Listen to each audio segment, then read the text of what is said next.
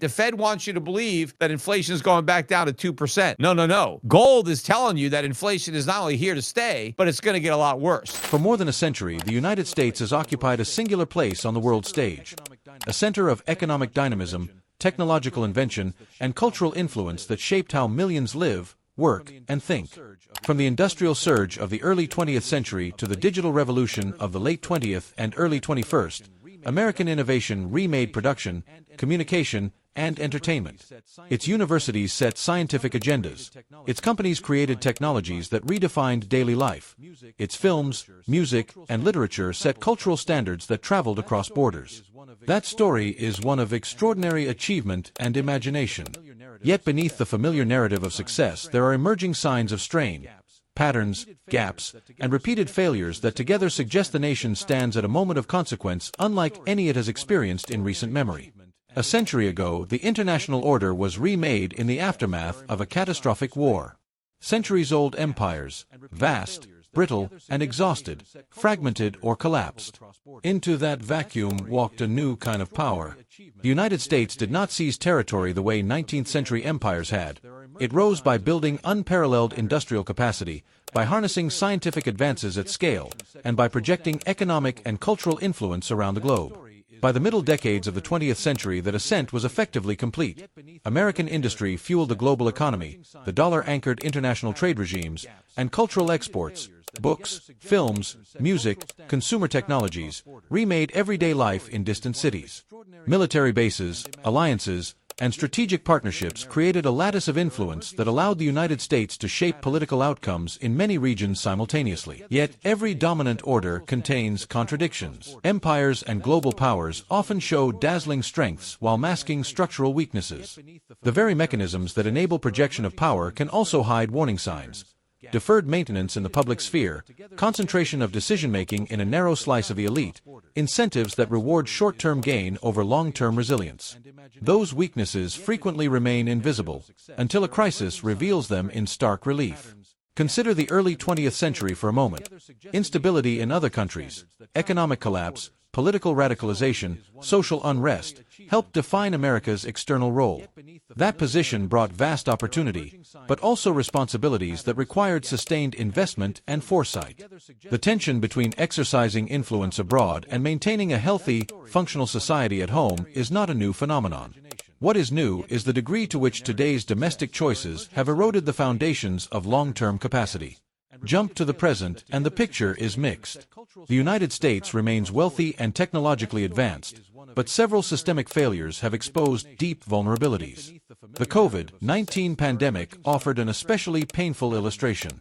A nation with some of the world's most sophisticated medical research institutions and a powerful pharmaceutical sector nevertheless experienced outcomes that were, in many respects, worse than those of countries with far fewer resources. That raises a fundamental question. How can a society with such knowledge, wealth, and organizational capacity fail so badly at protecting its people during a crisis that public health experts had long warned would come? The answer cannot be reduced to party politics or to a few missteps. The pandemic revealed systemic choices about how public goods are funded and governed, how preparedness is valued, and who benefits from public spending.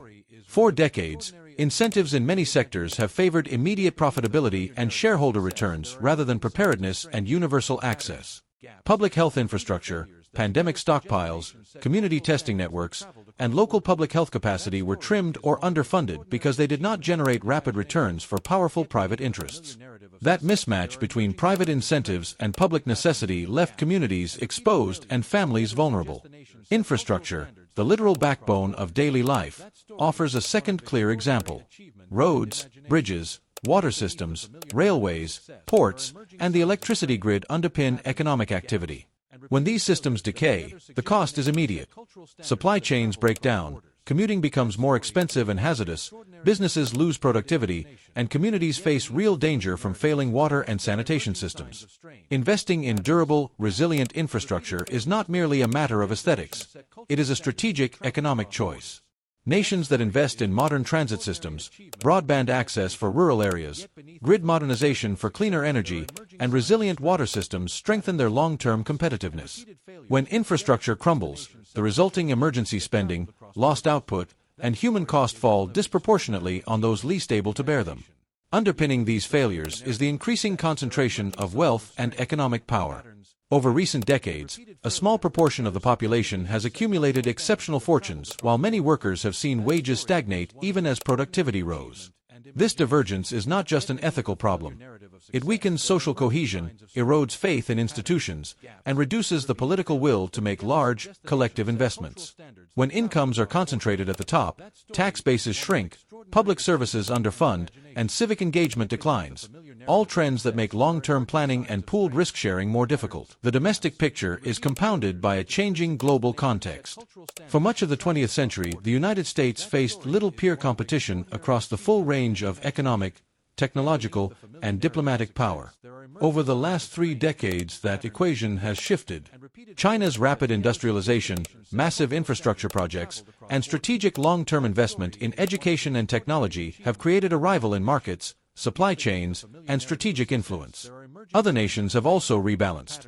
Many smaller states that once relied exclusively on American markets and culture now pursue diversified partnerships, invest in domestic industrial policy, and strengthen regional alliances. The world is more multipolar and more contested than it was a generation ago, and that requires a recalibrated American strategy, one that combines domestic renewal with smarter international engagement. Crucially, these trends are not isolated problems but interlocking symptoms of deeper institutional choices. Pandemic mismanagement, decaying infrastructure, stark inequality, and an evolving international order interact and amplify each other. The lack of investment in public health weakens economic resilience when pandemics strike. Failing infrastructure degrades competitiveness in the face of global rivals. Concentrated wealth undermines democratic responsiveness just when broad public action is needed. Together, they create a situation that looks less like a gentle handoff of global leadership and more like a crossroads where outcomes depend on the deliberate choices made today. Yet decline is not inevitable. If history provides one lesson, it is that sustained revival follows when societies undertake systemic reforms that rebalance incentives and rebuild collective capacity. The central pivot must be governance. Who decides and how decisions are made?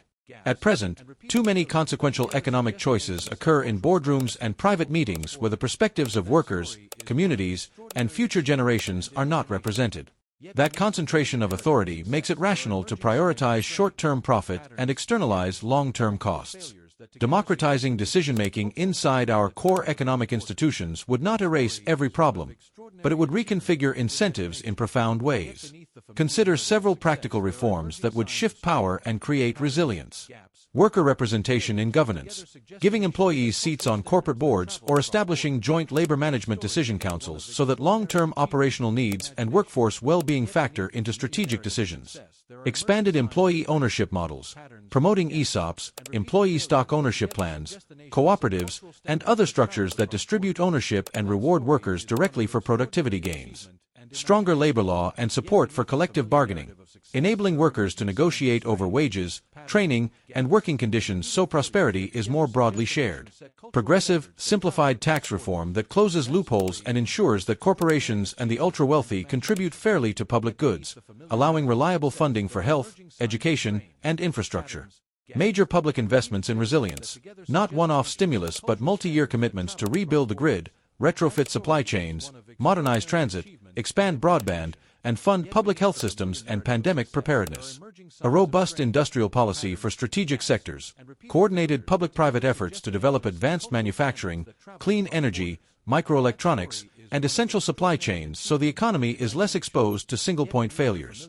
Renewed antitrust enforcement and competition policy to prevent extreme concentration that reduces innovation, raises prices, and concentrates political influence.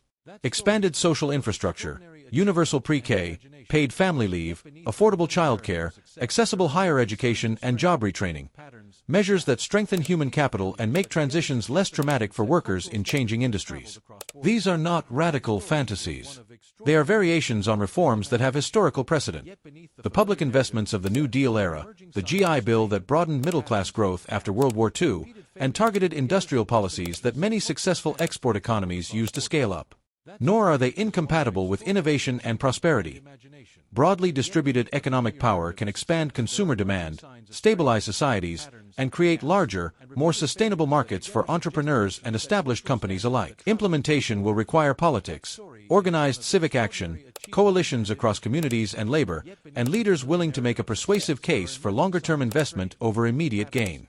It will require institutional experimentation, trying cooperative ownership models in a sector here, worker representation on boards in another, a public bank for infrastructure financing in a third. Incremental successes can be scaled. Failures can be learned from. The alternative, continuing a trajectory of concentrated power, short-term thinking, and underinvestment, risks deeper fractures that will be more costly to repair. The story of America is not yet finished. It is a story of extraordinary rise, of contradictions that have been deferred, and of a critical crossroads now visible in the daily lives of millions. The path chosen over the next years, whether toward inclusive resilience or toward further concentration and fragility, will define the nation for decades. Empires are not immortal, but societies that learn, adapt, and broaden participation can reshape their trajectories. If the goal is sustainable prosperity and global relevance, we must rebuild our capacity at home and reframe who participates in the decisions that shape our collective future.